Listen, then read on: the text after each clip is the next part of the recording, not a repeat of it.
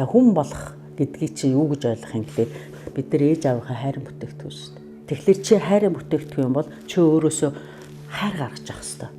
Энд чинь л чи хүн боллоо гэсэн үг. Ямар ч тийм нэхэл дагалгүйгээр ямар нэгэн юм одоо амлалт үүрэг өгөхгүйгээр чи бүх юмыг хайрлаж чадчих чи хүн болж байгаа юм тэр. Тэгэхээр чи өөрөөсөө хайр л гаргаж явах юм бол чи хайр авдаг байхгүй юу? Хүмүүс яагаад ингэж хайр гэдгийг мэдхээ болцсон. Тэгээ бид нар дэндүү их материалын юмд шунтсан. 5 давхар хаус дамдрияач гэдгүү тэр Lexus унссан байна, Lexus унмаар байна. Энэ гоё хувцас өмссөн байна. Энэ гоё юм. Энэст би дээгүүр өмс. Альсгүй энэ шиг болъё. Материалын юмыг их харж амьдэрдэг болцсон.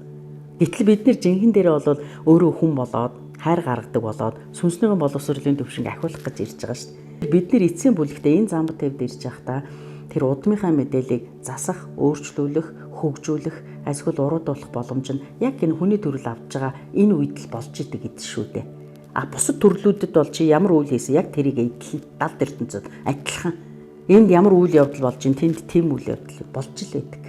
Бид нар өөхөх болохоор сурсан, мэдсэн, дадлах, туршлага тэр болгоныг бол дараачийн төрөлд хэрэг болдог. Одоо бол бид нар дараачийн төрлийг яг үнийг хэлэхэд бэлтгэлээ хийж штт. Өөрөөр хэлбэл урд төрлийнхээ алдааг засаад сайхан юмаа сураад тэгэхэд чи дараачийн төрөлд одоо энэ амьдарч байгаагаас илүү сайн амьдрах жишээтэй. Чи хэрвээ буруу зүрх юмгээд уруудаад явбал одоогийн энэ амьдралаас чи өшөө зовно, өшөө уруудна. Тэгэхээр бид нар яг энэ мөн чанараа ойлгох хэрэгтэй байхгүй яах гад хүн болсноо ойлгох хэрэгтэй. Бид нар эцгийнхээ сонгодгүй үл өөрт чинь тааруулж очдөг. Ямар ах トゥ амраг садантай болох юм? Чи ямар хань ижилтэй болох юм?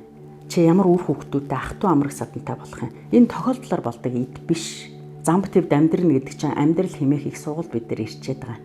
Тэгэхээр эргэн тойронд болж байгаа үйл явдал уулзж байгаа учирж байгаа энэ ойр дотны гэр бүлийн хүмүүс чинь амьдрал гэдэг их сургуулийн чинь нэг ангийнхан. Тэгэхээр бид нар энэ нэр ангийнхныхаа гаргаж байгаа алдаа мадаг үйлдэл энэ болгоноос харж энэ ойр дотныхоноос харж өөрийнхөө алдааг зас сурах юмаа сурах хэрэгтэй. Гэтэл бид нар яадгүй эхнэр нөхрийнхээ арга явыг олохгүй бол бүнжигнээд байна.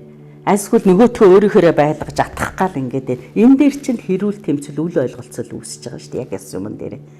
Одоо би ханаа засч чадахгүй. Манай нөхөр намайг өөрчилж чадахгүй. Тэгэхээр байгаагаар нь хүлээж аваад чи өөрийгөө л гоё байлга.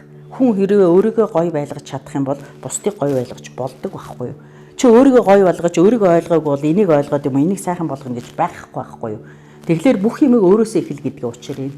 Өөрийнхөө учрыг эхлээд чи өөрөө олоод ир. Тэгээд энэ ойр дотныхоо хүмүүсийг байгаагаар нь хүлээж ав. Чи өөрөө өөрчлөлтөд ирэхдээ хүссэн өсөөгүй тэр хань чинь тэр үр хүүхэд чинь ойр дотны хүмүүс чамайг хараад тэд нар өөрчлөгддөг байхгүй юу? Тэгж л амьдрах хэвээр. Чи зүгээр л өөрийгөө ол, өөртөө ажил. Ингэх юм бол бүх юм хараа эндэ болоод ирдэг. Өөрөөр хэлбэл чи өөрийгөө олоод өөрөөсөө хайр, гэрэл цацраадаг бол бүх юмыг ингээд байгаагаар нь хүлээн зөвшөөрдөг. Тэ ийм байдалд бай.